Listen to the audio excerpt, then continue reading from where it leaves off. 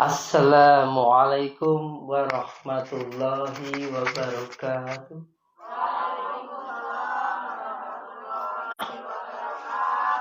Ya, mantap ya Allah.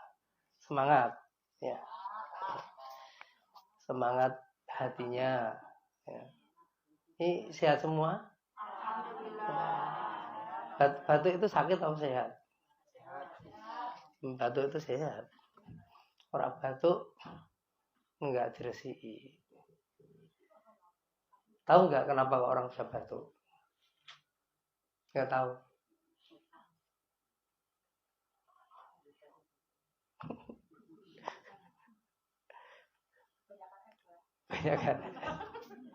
Banyakan gorengan, ini banyakan apa lagi?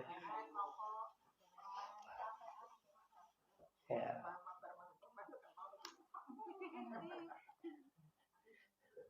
Batuk itu memperbaiki sistem pernapasan. Ya. Si mayanya nyandet dihilangi. Bismillahirrahmanirrahim. Alhamdulillah. Nahmadu wa nastaghfiru wa nasta'inu wa na'udzu billahi min syururi anfusina wa min sayyi'ati a'malina. May yahdihillahu fala mudilla lahu wa may yudlil fala hadiya lahu. Asyhadu an la ilaha illallah wahdahu la syarikalah wa asyhadu anna Muhammadan abduhu wa rasuluh. Allahumma sholli ala sayyidina Muhammadin abdika wa rasulika nabiyil ummi wa ala alihi wa sahbihi wa barik wa sallam ajmain. Amma ba'd. Alhamdulillahirabbil alamin.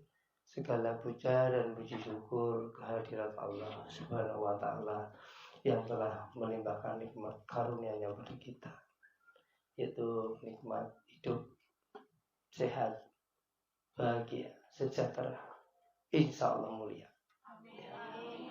Jadi ini orang yang mulia, orang bertakwa itu orang yang mulia di hadapan Allah. Itu apapun keadaan hidupnya, punya duit, rati duit tetap mulia, sehat, ulara tetap mulia. Iya, karena ukuran kemuliaan seseorang di hadapan Allah itu ketakwaan, iman dan takwa. Kuncinya itu. Selama kita bisa menjaga iman kita tetap utuh, tidak berkurang sedikit pun apapun keadaan kita, entah sakit, entah sehat, entah miskin, entah kaya, entah terpuruk, entah sukses dan sebagainya, insya Allah tetap mulia. Karena ukurannya Allah tidak sama dengan cara pandang manusia. Kita orientasinya cara pandangnya Allah. Ojo ngateke pandangane wong. Ya, marahi ora apik ning ati. Apapun penilaian orang abaikan, selama kita lurus di jalan Allah tetap benar gitu. Selama hati kita tetap bergantung pada Allah, insya Allah itu dalam kebaikan apapun keadaannya. Ya. Semoga Islam, iman, ihsan dan marifat kita selalu terjaga, karena ini adalah aset. Islam itu aset, iman itu aset rohani. Kalau kita tidak Islam, tidak iman, tidak ihsan, kita nggak punya aset, karena ini yang akan menolong kita di akhirat nanti. Banyak orang yang hidupnya enak di dunia, tetapi nanti di alam kubur, di akhirat susah, karena tidak sempurna aset rohaninya. Alhamdulillah pada sore hari ini, karena kita dapat jam 4-nya, jadi pihak hotel itu menyediakan jam 4, karena jam 2 tadi kayaknya dipakai, mungkin selesainya jam 12 atau apa, belum ready lah. Karena itu ready-nya ruangannya itu jam 4, maka kursinya nanti tidur malam. Nah, saya kuat maksudnya. Ya. Saya tuh kalau ngomongnya banter-banter dodone abot. Jadi ini ngomongnya rada slow ya. Temponya dikurangi. Kecepatannya agak berkurang ya. Memang sengaja. Jadi kita bicara gelombang alfa, jadi lebih enak ya. Mau alfa apa theta? Theta turu. Alhamdulillah judulnya pengajian ini mereka Ubaidullah ya, tadi sudah disampaikan oleh Bang Tafsir. Do kepengen umrah berat tak sini? pengen banget ya. Kira-kira tahun ini sama mangkat ora?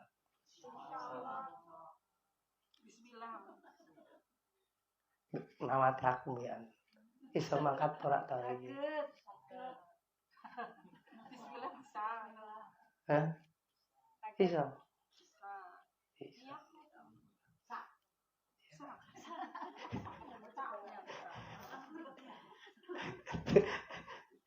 Tegas ya. Masalah berangkat itu masalah keyakinan. Tapi insya Allah nanti kalau sudah dapat ijazahnya jenengan sudah tercatat calon umroh dan haji. Di catatannya Allah nanti ya. Tinggal berangkatnya kapan tergantung dari loanya. Karena kita metodenya loa. Ya. Saya akan bercerita tentang kisah aja gini lah ya. Akan dalil kisah-kisah cerita inspiratif. Pernah dengar kisah tukang bubur naik haji? Ya, itu sinetron asli itu sebenarnya. Yang asli yang di layar lebar. Kalau yang di TV itu sudah banyak markupannya, banyak pengembangannya. Yang asli itu yang di TV. Yang main bukan si apa itu? Yang ibunya bukan itu, lupa saya. Pemerannya bukan itu. Yang di bioskop itu loh. Ya kan? Kalau ada layar lebarnya kan nanti. Kan ada lebar, ada layar kaca kan beda pemerannya. Ya cerita yang aslinya itu yang di layar lebar itu sebenarnya, bukan yang di layar kaca. Si ibu tukang bubur itu kan bermimpi naik haji, ya kan? Ya, anaknya tukang bubur, ibunya mimpine bisa haji. Diguyu mbek tangga-tangga, dicemooh itu. Selalu kalau menggigil dia bertalbiyah. Talbiyah. Di dalam tidurnya dia selalu karena kerinduannya untuk sangat besar untuk bisa haji ke Baitullah. Ya, dia selalu mewiridkan kalimat apa? Talbiyah. Ya kan? Jadi dia merasa terpanggil. Rohaninya terpanggil. Tetapi secara finansial dia tidak mampu. Anaknya tukang bubur. Kan seperti pungguk merindukan bulan. Saat itu tahun 90-an itu naik haji itu sekitar 20 juta kalau salah. 19 atau 20. Ya, itu suatu nilai yang besar. Apalagi pegawai itu. Biasanya orang umroh itu kalau karena dia hanya sekedar punya uang itu umrohnya biasanya kurang makbul. Tapi kalau dia berjuang untuk bisa umroh, itu biasanya umrohnya lebih bagus karena dia perjuangannya sangat luar biasa, yang besar, tidak sekedar punya uang. Jadi yang kita persiapkan untuk ke sana itu sebenarnya bukan uang. Uang itu bukan urusan kita. Rezeki urusannya Allah, urusannya Dewi, tidak mikir rezeki. Kalau kita mikir gede apa ya berarti jenengan sudah melemahkan keyakinan.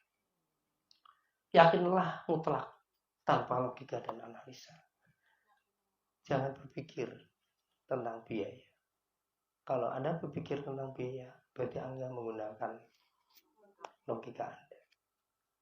Yakin aja sama Allah. Rezeki itu urusannya Allah, bukan urusan kita. Siapa bilang rezeki urusan manusia? Kalau manusia memegang peranan rezeki, kita bisa menentukan rezeki kita. Buktinya, kita bisa nggak menentukan rezeki kita? Tidak bisa. Berarti rezeki urusannya Allah. Urusan kita itu hanya mencari, golek, gitu. Mencari. Ini orang kesempatan nggak bisa, merasa dicari. Biar dia yang mencari kita. Ada dua pilihan, dia yang mencari atau kita yang dicari.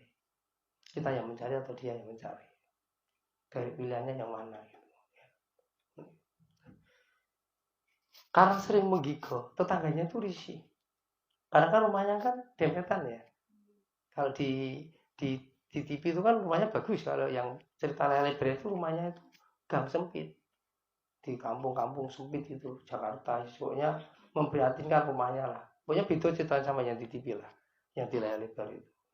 Karena sering begigo, toh ini merasa risih berbekan itu. Wong saya bengi kok talbiah. Apa kalimat talbiah? Ayo yang banter ngomong.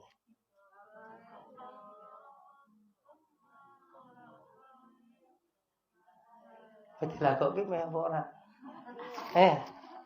Kalau mimpin si singer.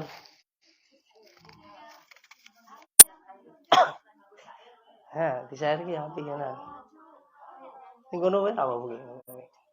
Apa ora? Apa kisik ku nggih mangkat ora apa sama mangkat. Iya, buka. Ora apa. Latihan dulu coba. Latihan. Dinteni pemirsa. Enak. Yuk sama-sama yuk. Syuting.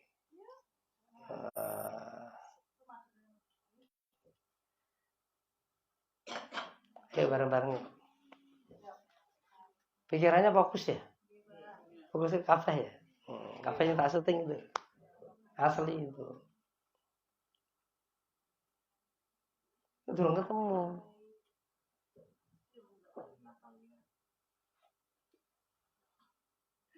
Satu, dua, tiga. Labbaik Allahumma labbaik. Labbaik la syarika labbaik.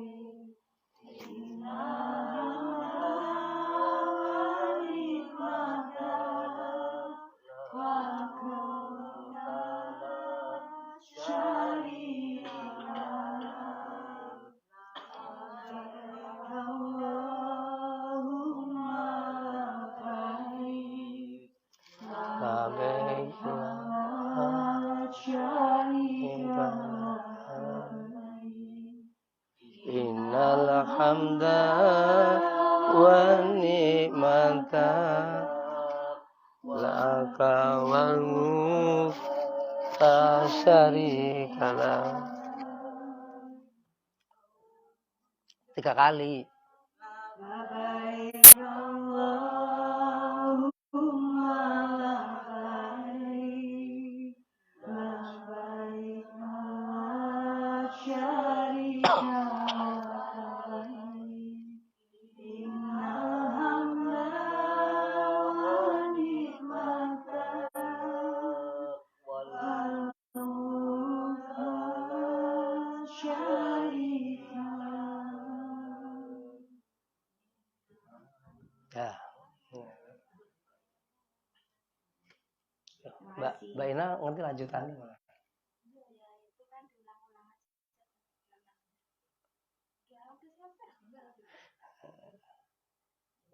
Artinya ada yang tahu artinya? Terus aku datang memenuhi panggilan sungguh. Aku datang memenuhi panggilanmu. La syarika laka labbaik. Tiada sekutu bagimu. Innal hamda. Sesungguhnya segala puji bagimu. Terus innal hamda wa ni'mata. Terus dan kenikmatan kekuasaan adalah milikmu, tidak ada sekutu bagimu. Labbaik Allahumma labbaik. Labbaik labbaik labbaik la syarika laka labbaik. Innal hamda wa ni'mata laka wal mulk la syarika lak. Jadi ketika jiwa kita itu ya bertalbiyah, merasa berangkat ke sana, ya, kita tuh hadir secara rohani di sana. Ya, si ibunya tukang bubur itu menghayati dalam sholatnya selalu berzikir talbiyah. Setiap sholat mau tidur pun dia berzikir itu sudah menjiwai. Jadi seakan-akan dia itu sudah rohaninya sampai ke sana. Padahal secara finansial ada kemampuan. Setahun kemudian, apa yang terjadi? Karena ibunya punya niat nayaji, si anak ini sebisa mungkin mensisakan keuntungannya untuk ditabung. Banknya BRI masalah, ditabung. Dan tabungan itu dalam setahun baru hanya sekitar 2 juta. Padahal untuk kesana butuh 20 juta. Tapi karena kuasa Allah, akhirnya dapat undian, dapat mobil. Karena dia jadi wong lugu ya dendam, dia takut itu. Dia merasa ditipu saat itu. Dia mau ngambil uangnya yang 2 juta itu. Terus ditahan. Bapak itu dapat hadiah gitu. Uang bapak nggak hilang, bapak tambah duit gitu. Karena dia harus membayar 20%. Iya, itu kan dia merasa nggak punya duit 20%. Wong itu hadiah kalau bayar ya. Jadi kan wong pikirannya ya namanya orang bolos sih kan, orang mudeng gitu perbankan. Setelah dijelaskan baru dia nggak paham. Dan dia bilang dia nggak punya 20%. Mobilnya itu harganya 100 juta. Jadi harus bayar 20 juta. Akhirnya dia minta solusi karena dia butuh untuk mengajikan ibunya. Akhirnya dia minta uang. Akhirnya dia dapat 60 juta. Dipotong 40% berarti, ya kan? 20% pajak, yang 20% itu karena dia tidak menjualkan mobilnya dilelang, akhirnya dipotong lagi 20%, dia dapatnya 60%, 60 juta. Ya dengan uang itu. Jadi makanya kalau kita memang mau ke sana nggak punya uang, rasa pikir duit, coba ngomong, belum pikir duit. Ilmunya apa kira ngajarinya tak akan pikir duit. Orang tahu, saya tua keinginan apapun gak omah, tak tahu pikir duit. Cuma gak omah, ditindirak pikir. Urusannya Allah tahu sih nyiptakan saya kok. Allah yang tanggung jawab nggak omah, aku sih gak omah. Bener enggak? Yang ciptaan kita siapa? Si tanggung jawabnya di siapa? Tugas kita apa? Ibadah. Kenceng ibadah. Itu tugas kita, tanggung jawab kita cuma ibadah. Masalah rezeki, kecukupan, sandang, pangan, mobil itu urusan Allah, bukan urusan kita. Tanggung jawabnya Allah, bukan tanggung jawab kita. Tanggung jawab kita adalah ibadah yang benar itu. Nah, wis bener ibadah kabeh kok urusin Allah. Kenapa tidak? Kenapa kok belum kesampaian? Ya karena ibadahnya belum benar. Ibadah lahir, sholat dohirnya, sholat doimnya. Sholat nggak cuma dohir, nggak cuma 5 waktu, nggak cuma sunnah tahajud, sunnah duha, sunnah rawatib, tidak cuma itu. Ada ibadah hati yang terus menerus ibadah. Allah, ini yang dilupakan. Ibadah sholat doim, sholat hati. Ya. Coba kalau ibadah doimnya disempurnakan, ibadah doimnya sempurna, kabeh dicukupi enggak Allah. Digampangin enggak Allah, digawiannya lebih. Karena digawi sulit dan susah karena kita belum menjalankan kewajiban kita dengan benar. Itu yang pertama. Yang kedua, kita belum sempurna menjalankan ketaatan pada Allah. Belum lagi kita masih melakukan pelanggaran-pelanggaran. Larangan-larangan Allah masih kita langgar. Ini juga menjadi penilaian Allah. Ini yang menjadikan kenapa Allah itu tidak memudahkan urusan kita. Ya, maka kita harus menjaga, tidak hanya sekedar taat menjalankan perintah, tapi juga taat meninggalkan larangan ini sangat penting. Karena salah satu yang menghambat, yang membuat kita susah, karena dosa yang kita pikul. Ya, kita tahu kita langgar. ada lagi yang tidak tahu dosa yang tidak tahu atau dosa yang tahu. Minimal dosa yang tahu itu jangan kita lakukan. Ya. Dosa ada dua, dosa lahir dan dosa batin. Mungkin orang merasa tidak melakukan dosa lahir, tapi batinnya selalu bernegatif. Itu sudah dosa. Batin negatif itu dosa. Mikir negatif itu dosa. Ini loh perkara-perkara halus yang kadang tidak disadari. Ya. Coba kalau kita memberikan jiwa semuanya akan dimudah. Itu yang pertama. Jadi karena si tukang bubur dan ibunya itu benar-benar rindu untuk ke sana, akhirnya berangkatlah mereka untuk haji, ya. Nah, terus sekarang urusan haji itu memang agak, kalau mikir biaya tambah berat lagi, nggak masuk akal, ya kan? Kalau Anda daftar hari ini, orang untuk tutup waktu mungkin 30 tahun lagi berangkat, umur muspiro, ya kan? Pada kemarin sempat ada aturan 65 tahun, di bawah itu, di atas itu tidak boleh, ya kan?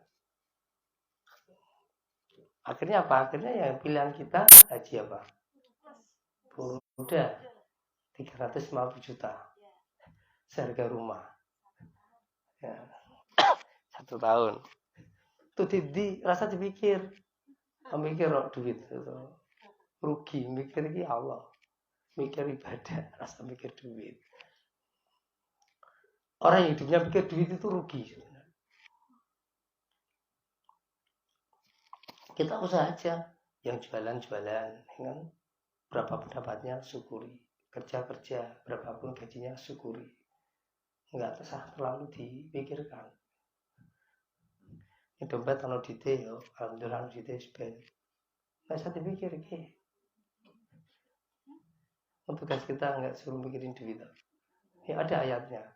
Gitu. Kalau mikirin duit kan kalau ayatnya, ya, kamu kan melanggar ayat, ayatnya kalau mikir duit kan salah kok, bener. Kan Allah nggak pernah merintahkan seperti itu kan. Nah, perintahnya apa? Ya ayyuhalladzina amanu kurus dzikrullah dzikrunka sira. Perintahnya apa? Wahai orang yang beriman, ingatlah Allah sebanyak-banyak. Nah, itu perintahnya. Jadi perintahnya kau ngiling-ngiling Allah saake kayak orang kau ngiling-ngiling duit, orang kau ngiling-ngiling bondo, orang kau ngiling-ngiling anaknya, orang kau ngiling sopoy, ya kan? Nah, tapi justru kita saling mikir sing liali-liali. Itu sudah melanggar ayat. Makanya apa? Baman arodo, gitu. Barang siapa yang lalai dari mengingatku, kehidupannya akan susah. Ya, ini ada kaitannya ayat ini. Ya, sekarang saya mau cerita gitu. Besar ini ada nggak ini besar ini? Ya datang ya. Jadi kan dulu itu dunia dulu. Saya ingin ke Mekah dalam kondisi rohani yang sudah matang. Itu prinsip saya. Saya banyak melihat orang pulang dari haji, mabrurnya hilang. Karena orang umroh atau haji, setelah pulang, 2 perkara yang nggak boleh dilakukan. Berdusta dan marah. Nah, dusta marah hilang mabrur hajinya. Karena apa? Ya kan? Orang umroh haji bersih, ya. Masukkanlah umroh dalam haji, karena keduanya itu akan menghilangkan kemiskinan dan menggugurkan semua dosa-dosa, sebagaimana pembakaran, ya, untuk menghilangkan karat pada besi, pada emas dan perak. Tiada lain balasan haji itu, haji yang mabrur adalah surga. Jadi jaminannya itu menghilangkan kemiskinan dan menggugurkan dosa umroh dan haji. Itu jaminannya. Kalau Abah tahu itu, tapi kan patokannya Abah itu rohaninya matang. Jangan sampai jauh-jauh ke sana perjalanan 9 jam, soal ritual, yang cukup berat juga, memakan fisik ya. Apalagi haji itu lebih berat lagi, ya kan? Lebih capek lagi tentunya. Ritualnya kan lebih banyak. Ada 9 ya, 9 ritual. Nek umroh kan cuma 4, ya kan? Mikot, terus tawaf, sa'i, tahlul, itu 4 tok, ya kan? Orang ono wukuf, orang ono mabit, orang ono jumroh, ya kan? Lebih simpel gitu loh. Maka umroh disebut dengan haji kecil, tapi pahalanya juga sama. Kemudian ada sunnah lagi, antara umroh satu dan umroh yang lain akan menggugurkan dosa. Jadi umroh itu memang disarankan tidak cuma sekali, tapi berkali-kali. Nesor setahun sekali membebankan dosa antara umroh yang satu ke umroh yang lain.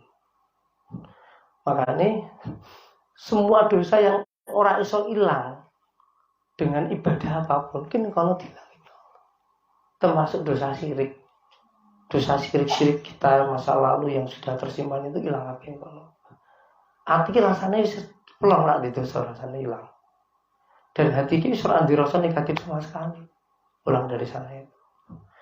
Kenapa? Karena itulah keajaiban Ka'bah. Didelok 10 menit itu rahmatnya Allah turun, hati bisa menangis, hati bisa rindu, hati bisa dekat dengan Allah hanya melihat saja gitu. Jadi orang kayak terhipnotis, bodoh ngadeg kabeh ngeliat Ka'bah. Kayak patung ngono kan. Do nangis di ngono kae. Padahal ndelok watu. Tapi itulah. Karena bukan sekedar batu. Karena di situ ada kekuatan doanya Nabi Ibrahim, kekuatan doanya Rasulullah, kekuatan spiritual yang besar. Ya, tempatnya tawaf. Jadi Ka'bah itu energinya langsung ke arsinya Allah, energinya. Jadi nek kita di situ ngopo langsung tekan. Makanya niat kita berangkat itu penting, karena itu yang menentukan hasil nanti setelah kita pulang dari sana. Saya niatnya ketemu Rasulullah, alhamdulillah saya kasih air zam-zam ya Rasulullah. Saya niatnya kepingin dapat ridho majelis ini, dan semua jamaah saya dapat syafaatnya Rasulullah, dan diizinkan insyaallah Rasul akan ngasih syafaat jamaah saya sudah minta sama Rasulullah. Itu niat saya ke sana. Majelis zikir makanya cuma metu saka kuwi. Aku nak tanggung jawab nek metu saka majelis zikir karomah. Karena saya hanya minta majelis zikir karomah. Saya enggak minta lentera jiwa. Karena yang menjadi binaan saya, lentera jiwa itu komunitas kan ada 200 orang itu. Tapi enggak semuanya aktif. Saya fokus pada orang yang aktif. Ya, di majelis zikir karomah. Grup itu. Dijenengan diusahakan jangan keluar dari situ. Karena saya minta sama Rasulullah yang dikasih syafaat yang majelis zikir karomah ini. Itu yang bisa saya sebut. Karena dalam posisi seperti itu saya nggak bisa banyak nyebut. Orang saya pikir soalnya misal. Motornya nggak guna rasa. Jadi apa yang ada di rasa yang keluar ketika saya komunikasi dengan beliau. Yang keluar yang itu. Nah seandainya kalau ngetoknya KB mau tak sebut KB ya. Tapi kan nggak bisa, berarti nggak bisa logika. Ya kan? Tulisan kertas sih tak pakai, males tapi saya melebui. Pertama saya nyebut, saya baca itu di depan Ka'bah itu. Ada berapa nama? 70. Asal lama itu ngirim sekitar 20-an nama. Sama sini. Ada 70 nama tersebut. Jadi saya itu yang paling lama. Kok ini balik di hotel, aku sibuk wiridan. Nyebut jenenge itu yang ditulis itu. Satu persatu. Langsung dilirik ini wong Pakistan, dilirik sampai wong Turki ini oleh nyenggal yuyur yes udah kayak sari yes tau ngomongnya pakai bahasa kolbu betul lah betul ya ngomong dia gue bahasanya aku bahasa aku loh ya ngobrol biasa ya mungkin dia ngerti maksudnya ngerti ya bahasa kolbu seperti itu nanti mau bahasa kolbu saya itu bermula ya. Pertama karena saya ingin rohani saya matang dulu. Supaya saya umroh nggak sia-sia, haji nggak sia-sia. Itu pertama. Ya alhamdulillah dalam perjalanan waktu semua masalah dunia saya selesai. Utang saya selesai, masalah rumah ya anggap selesai. Itu masalah kendaraan dan sebagainya selesai. Nah baru punya niat tenanan itu umroh itu kemarin waktu saya disuruh ngisi Walimatu Saparnya Bu Sarmini. Bu Sarmini Kodam itu kan naik haji kan bulan Juni kemarin ya. Nah saya kan disuruh ngisi itu. Aku ibatin, rodok ragu. Aku tahu secara rohani kan, secara pengalaman kan sebelum pernah ke sana ya. Jadi orang ngerti kondisi ini biar kan. Tapi kondisi lah saya akhirnya ngisi berdasarkan ilmu saja. Itu saja katanya bilang ada yang dikira saya sudah ke sana. Karena saya terlalu menjiwai dan mengisi mungkin ya. Saya menjelaskan tentang rukun-rukun haji. Tapi berdasarkan ilmu, saya ngerti ilmu nih kan. Cuma pengalaman ini durung. Nah, pada malam sebelum saya ngisi kan saya ngapal talbiyahnya itu. Soalnya kan waktu saya ngisi kan orang tak suruh talbiyah. Saya ngapal kan.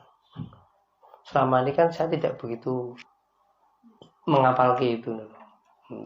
Baru itu saya tuh benar-benar menghafal dan menghayati sampai terlarut. Jadi malam itu saya baca tuh sampai saya tuh ngantuk-ngantuk gitu. Itu saya melihat Ka'bah. Ya, jadi antara sadar dan tidak saya melihat Ka'bah, terus sir saya keluar. So kamu akan ke sini. Terus berarti supaya aku butuh umroh. Itu pada saat itu saya punya tabungan 3 juta. Terus seminggu kemudian Ustadz Hafid sama biru dari Samira ya, ke rumah. Ajak saya kongsi untuk masuk ke agen. Saya yang nyanggupi ya, tapi saya istirahat dulu.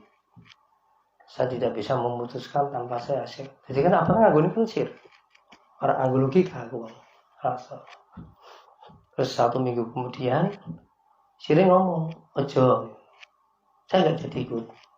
Suruh bayar 1,5 juta, nanti dikasih jas, kasih apa itulah. Sumi tak tawani, terus si umi aku orang esok.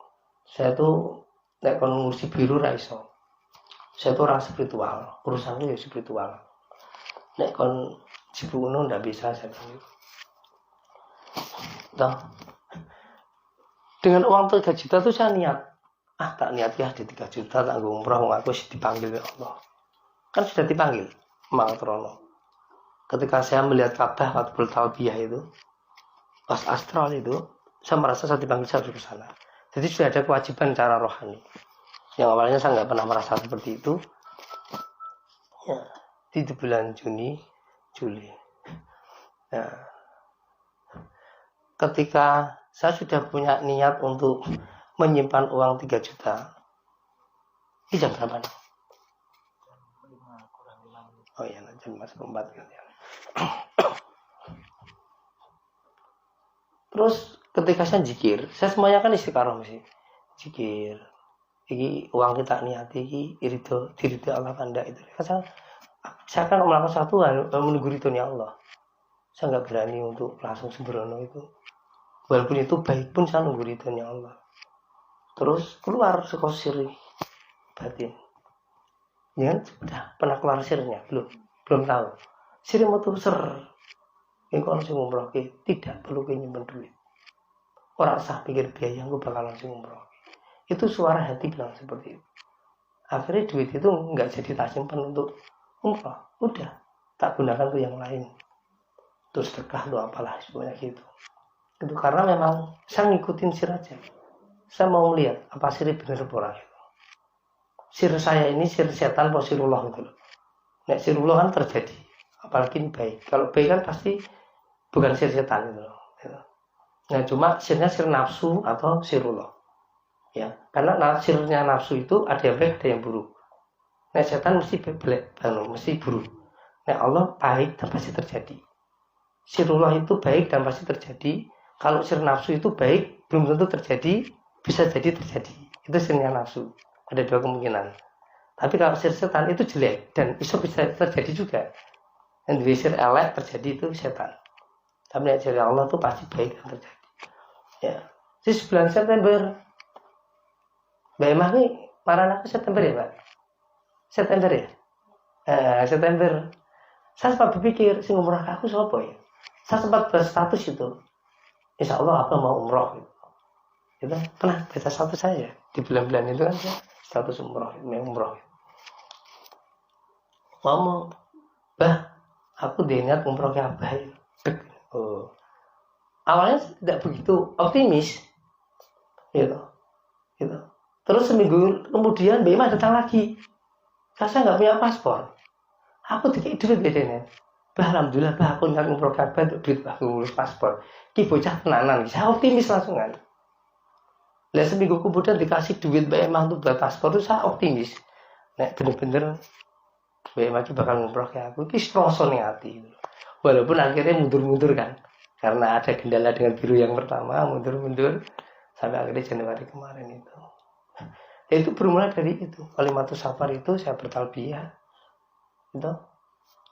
Saya tidak membayangkan Ka'bah saat itu, saya bertalbiyah terus. Menghayati lah gitu. Mulai ada rasa rindu ke sana. Nah itulah. Langsung muncul yang namanya sir. Bisikan hati kotir hak tentang sana itu. Dan semuanya itu terjadi. Dan Abah itu kan tidak akan memberikan ijazah amal. Nek durung tak lakoni dhewe. Kalau saya sudah melakukan itu dan terbukti, baru tak ijazahkan. Jadi saya tidak mau ilmu saya itu hanya ilmu moco. Jebuk ini ajar ke jebuk. Saya ilmunya tak lakoni dhisik baru tak ajar. Itu saya. Karena orang tasawuf itu modelnya seperti itu. Tidak boleh jarkoni. Jadi apa yang diamalkan, yang sudah dirasakan dan hasil, itu yang diajarkan.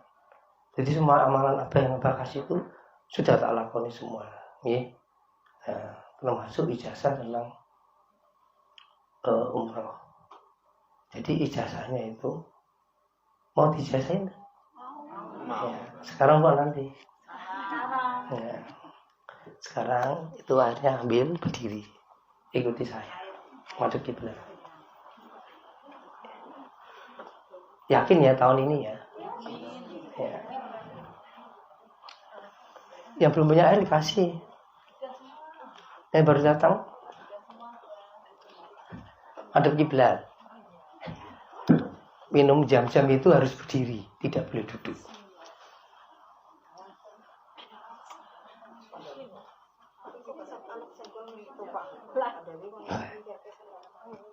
Ayo berdiri madhep kiblat semua.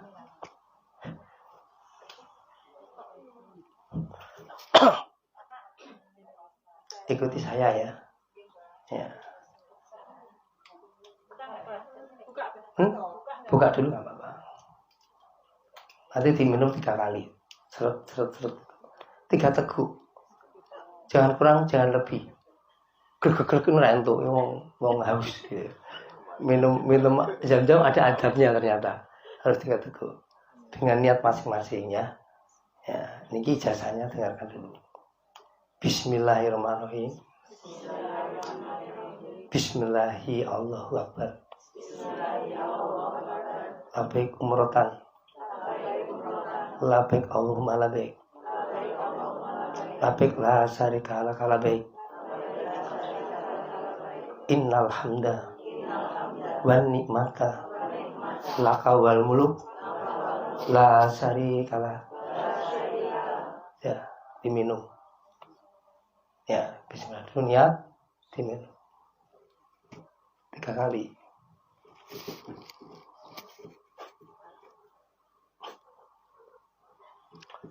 Ya. Apal belum?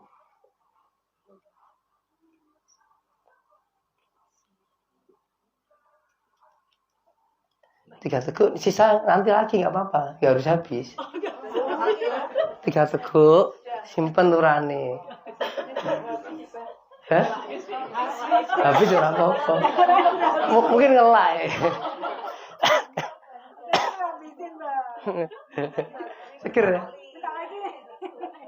Allah ada Mekah. Sudah.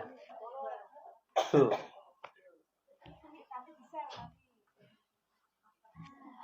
Apa ini? Loh, kenapa kok harus pakai ijazah itu? Tak tanya aku. Ayo. Supaya namanya jenengan tadi dicatat sama Allah dulu. Jadi kalau kita sering bertalbiyah, ya, diawali dengan Bismillahirrahmanirrahim. Kenapa tidak Bismillahirrahmanirrahim?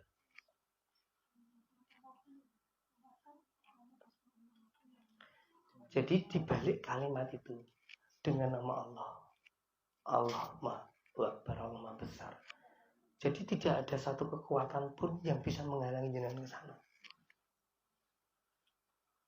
Diawali dengan nama Allah. Allah Maha Besar.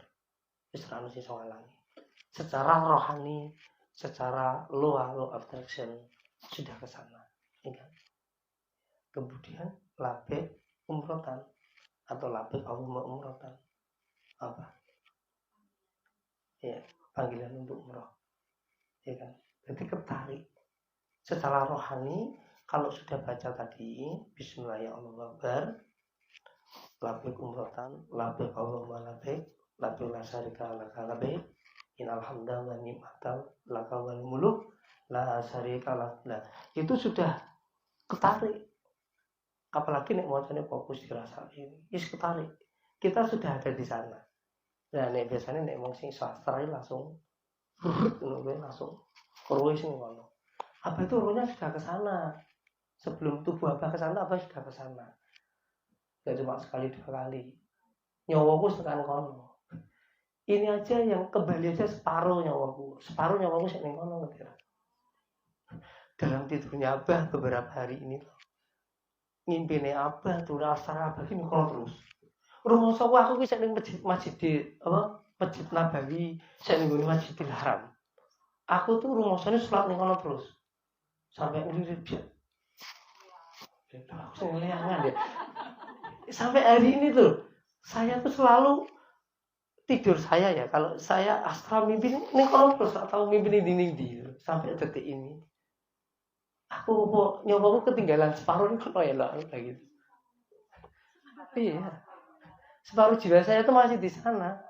Belum pulang ke Indonesia nggak kira. Sampai impan-impan ini kono terus gitu. Memang sengaja tak tinggal sana kok kemarin kok. Benar, aku balik separuh lah. Jadi separuh begini. Ben nyandal terus kan bisa orang noleh gitu ya, gitu ya. Nah itulah kisahnya kok Abah bisa umroh itu memang dari bertalbiyah dengan khusyuk, keluar asir, niat, dipanggil oleh Allah. Gitu. Allah nyuruh umroh, ambil berangkat. Ya kan? Nah, si Mbak Iman datang bulan September itu banyak umroh kita. Aku rak di duit bah. Lucu tuh ngomong rak di duit. Ngomong apa rak di duit ini? Masuk akal ora? Ayo, rak masuk akal toh. Dan berita apa sih di duit itu niat umroh kabel. Mbak Emma sih rak di duit malah niat umroh kabel. Tapi rak di duit masuk akal. Tapi aku ya optimis ya iso gitu. Dia baru ngomong saya nggak punya duit, bah. Ngumroh kakak di duit, orang ngumroh kakak di gitu. Tapi kenyataannya bisa lah. Bagaimana kok iso tahun di itu, kan? Bagaimana dia iso? Kan ngumroh saya kan bayar dia, nggak gratis. Bayar buat 30 juta ya, Pak. Ya. Bayari saya dia. Juga bisa umroh sendiri, gitu. Bagaimana kisahnya nanti biar dia cerita sendiri ya. Dan memang kita berdua itu dapat miracle saat itu. Yang miracle saja lebih banyak gitu. Dibanding saya lebih banyak miracle-nya. Dia bisa ngumroh ke saya, dia bisa umroh sendiri. Bahkan ikut channel baru itu ya Pak ya. Langsung diangkat jadi TL ya. Ya itu luar biasanya itu. Kan untuk jadi TL itu nggak mudah sebenarnya ya. Ya sekarang dari ya BCP kan apa itu memang ilmu ini kan lelaku ini kanti laku. Jadi lelaku sampai kelakon tenan gitu loh. Jadi biar rohaninya ada gitu ya. Karena kalau kita belum ngelakoni sendiri, rohaninya kan belum ada. Jadi amalan-amalan yang dari Abah itu memang biar duwi roh ya kekuatan. Dan amalan itu tidak sekedar amalan tarbiyah tadi itu wis tak jaluki Gusti Allah. Sebelum tak ijazahkan, saya sudah izin ya Allah, izinkan saya untuk mengijazahkan amalan ini kepada jamaah saya. Dan izinkan jamaah saya bisa umroh semuanya, umroh haji semuanya. Itu saya minta sama Allah seperti itu. Dan insya Allah diridhoi Allah, makanya saya sampaikan itu. Ya memang mungkin kemarin belum ada momennya, Mbak. Kis momennya saatnya ya. Ya. Nah nanti kalau jamaah kok ada yang, jadi jamaah saya nanti ada dua versi.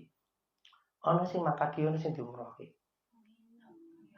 Jadi engko sing makadi iki engko indikasinya setelah baca ijazah dari saya itu engko rezekine banter. Banter itu sudah tanda. Jadi ketika nanti ingin baca ijazah dari saya itu kok rezekine kok melimpah ruah. Ingat, sebagian itu harus disisakan untuk niat umroh. Karena itu sebenarnya tarikan dari ini. Ya, tarikan dari itu. Tapi kalau ada juga yang tetap rezeki ini orang meningkat, ya berarti nanti ada yang umroh. Yang penting itu yakin, ya kan orang sampai ke duit itu, kok duit itu ono di, ya kan? Oh ya slogane Mbak Imah itu.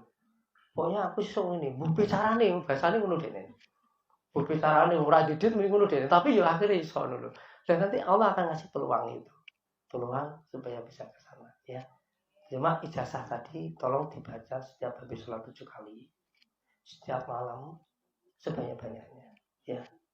Ini karena umroh itu pentingnya tadi loh, menggugurkan dosa. Kan duti mati mergo dosa toh.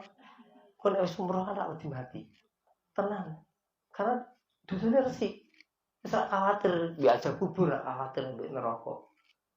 Yang membuat orang mati khawatir itu kan itu.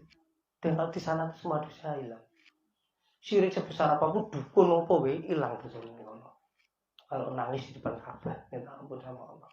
Insyaallah gugur semua dosanya. Ningali Ka'bah, dongo ya Allah ampunilah semua dosa-dosaku. Karena itu air mata akan keluar sendiri. Tidak usah ditangis-tangisin untuk diri. Oh, gak jarak nangisnya nangis diri. Nah, pada saat itulah dosa itu akan gugur semua. Bersih dari dosa orang dari sana. Makanya penting, ya kan? Ternyata setelah saya hayati di rumah di umroh itu lebih penting umroh sebetulnya. Setelah saya rasakan di mobil umroh di umroh, di rumah di mobil di dosa mati tetap ciloko. Ya di mobil umroh mati lah ciloko. Padahal di alam kematian lebih lama nih dunia sedih loh. Punya rumah punya mobil dirasake paling umur 70 tahun selesai tinggal kabeh. Ya kan? Tapi umur tersulit udah bersih, kita dikubur di akhirat selamanya kita aman. Umur lebih penting daripada umur mobil. Ini yang saya rasakan ya. Alhamdulillah orang kasep kan. Oh kasep mati rugi kan aku. Ya. Karena dulu kan saya mikir itu dulu. Bicaranya gini urusan dunia selesai jadi saya umroh tenang gitu. Tapi ternyata pandangan saya itu keliru. Ngoten nggih? Ya, untuk waktu dan tempat saya silakan. Mbak Imam monggo Pak. Sharing-sharing. Ada yang lain lagi siapa? Ya. Ya. Bismillahirrahmanirrahim.